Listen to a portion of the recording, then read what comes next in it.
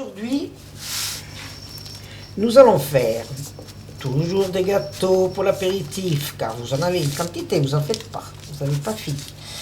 Et aujourd'hui, c'est aux olives et aux chèvres. Alors, j'ai dénoyauté mes olives, je les ai coupées sur la planche avec ça, vous comprenez? Je n'ai pas coupé au mixeur, toujours pas, parce que autrement ça ferait une pâte. Et vous voyez là, ça fait des petits morceaux. Là, c'est des petits morceaux, c'est beaucoup mieux. J'ai pris du chèvre, je l'ai écrasé pour gagner un peu de temps. J'ai mis un peu de crème fraîche dedans, et c'est tout, et du poivre. Mais j'ai préparé les olives avant hier, parce que j'ai fait tremper, j'ai laissé ces olives tremper avec du thym. Si je les avais fait tout de suite, le thym n'aurait pas pris le goût. Je les mets au mixeur pour qu'ils se mélangent bien.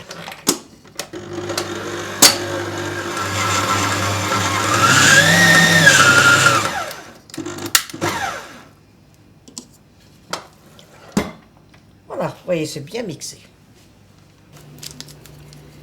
Voilà.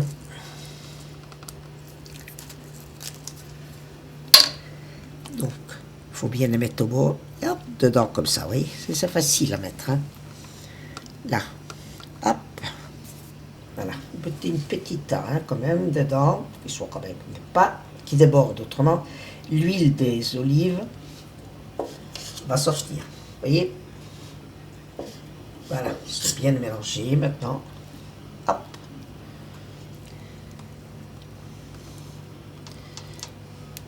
Donc, comme je vous disais tout à l'heure, il y a des jeunes qui m'ont laissé des messages en me disant qu'ils étaient très contents de voir de la cuisine comme ça, qu'ils vont les faire eux-mêmes.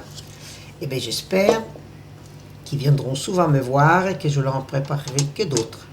Maintenant, je fais des petits chapeaux.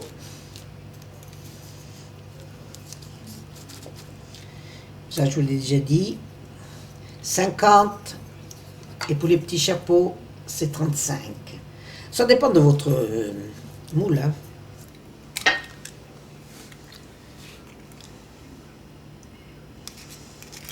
Je vais tremper dedans mes petits chapeaux, comme ça de chaque côté, et ça colle bien au bord.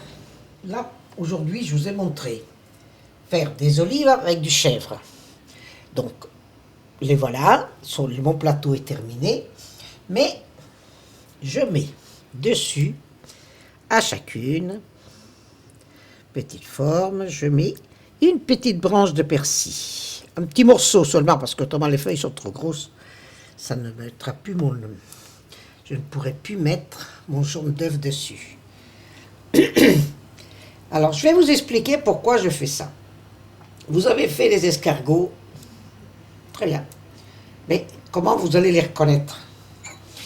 Et vos invités qui aiment quelque chose, veulent la même chose, pourront pas et même pour les présenter, ça sera beaucoup plus joli.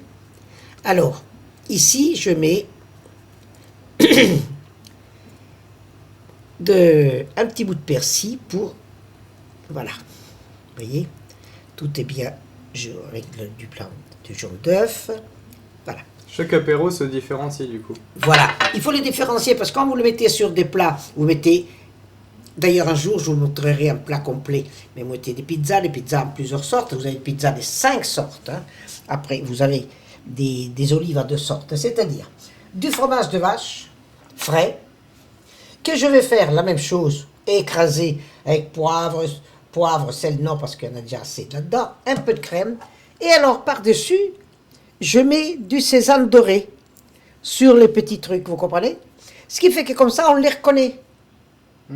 Si vous mettez autre chose, je mets du sésame. Après, je trouve autre chose sur d'autres modèles, d'autres petits plats, je mettrai autre chose. Voilà, alors nous allons le mettre au four. Toujours à 200 et 10 minutes.